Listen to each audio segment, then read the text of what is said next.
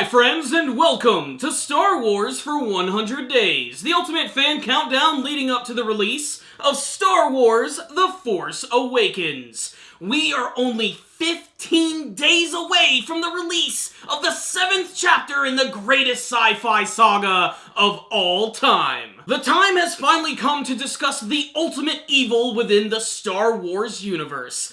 I'm not talking about Darth Vader, I'm not talking about Jabba the Hutt, I'm talking about the Galactic Emperor himself, Emperor Palpatine, otherwise known as Darth Sidious. Before the prequel trilogy, Emperor Palpatine was one of the most mysterious characters in the entire Star Wars universe. He made a small appearance in The Empire Strikes Back, and in the original version, he had these weird, freaky bug eyes. I guess they really haven't finalized the design for the character quite yet.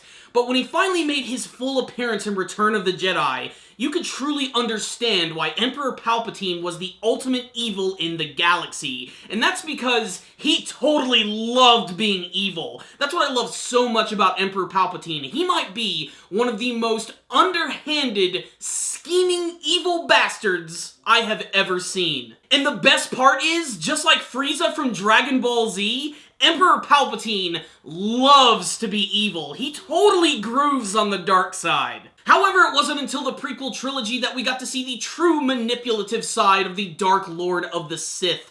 And his plans, which have culminated over the course of 1,000 years, led to the destruction of the Jedi, as well as the Republic, transforming it into the Galactic Empire. He had one hell of a convoluted plan, and it worked! He played everyone from the inside like a puppet, and pretty much got everyone to kill themselves so that he could take over, so that he could reveal his true nature as the Galactic Overlord of space. I love Emperor Palpatine. He's the type of character that before the prequel trilogies, I didn't really care about that much. I just sort of took him for what he was. This weird, crazy old wizard who could shoot lightning from his hands. But this is one of the few elements of the prequel trilogy which I feel did a really great job of expanding on this character and getting to see his evolution from a humble senator all the way to a galactic overlord, and you totally believe it the entire time, and it also helps because the actor Ian McDiarmid did a fantastic job of bringing this character to life, and it's incredibly ironic that when he was younger, he was playing an older version of himself, and when he's older, he's playing a younger version of himself.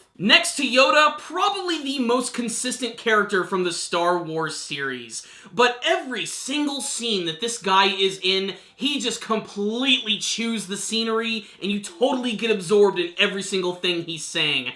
There are a few moments, however, in Revenge of the Sith where things get a little cheesy. No! No! You will die!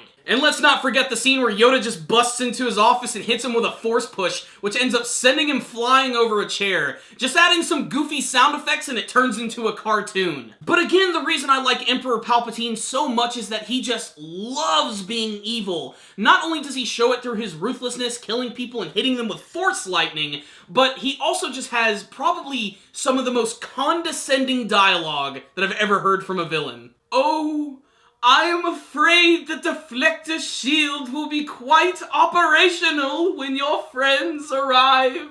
Everything is proceeding as I have foreseen. Unlimited power! Once more the Sith will rule the galaxy. And we shall have peace.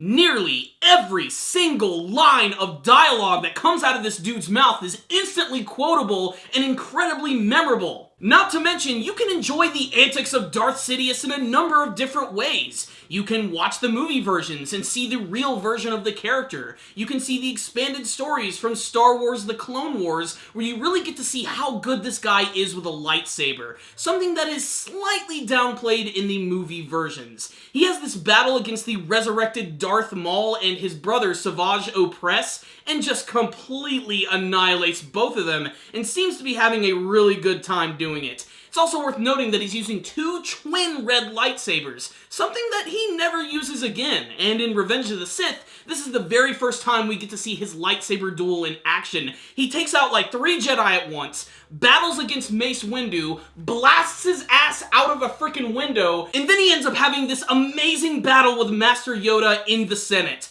Probably the only scene I really enjoyed that actually involved the Senate, and that's mostly because he was basically tossing him around with his powers of the Force. And in Return of the Jedi, he's so incredibly overconfident and powerful that he has no need for a lightsaber. All he needs is his lightning, his manipulative abilities, and of course his apprentice Darth Vader. Darth Sidious was a firm practitioner of the Rule of Two. You could say that he was sort of the culmination of the entire Rule of Two created by Darth Bane, as he's the one who fully realized his plan by taking over the galaxy from the inside. I honestly think that makes him probably the most famous, most ruthless, and probably the greatest Sith Lord who ever lived. However, the future is very bright for evil. We have no idea what type of evil forces outside of the First Order and Kylo Ren are going to be showing up in the Star Wars Force Awakens movie. They're hinting to this one character who goes by the name of Supreme Leader Snoke. I'm not sure if he has a connection to Darth Sidious at all, but I can't wait to see if there's going to be anything there. Hell, even in the original expanded universe, Palpatine was cloned and his Force ghost actually returned to his body in this ridiculous storyline where we actually get to see a younger version of the character. But like I said, the main reason I love this character so much is because he's a villain who loves to be a villain, and that makes you really appreciate the terror that he portrays on screen. If I had a top 10 favorite villains, Emperor Palpatine without a doubt would be in the top 5. He's that evil. But you heard my thoughts about the character. I want to hear from you guys. Make sure to tell me what you thought of Darth Sidious in the comments section below, and make sure to tell me what you want to see from Star Wars The Force Awakens. Thank you guys for watching this video. Make sure to like it, share it with your friends, and subscribe to the channel. Thank you guys again for watching, and as always, may the Force be with you.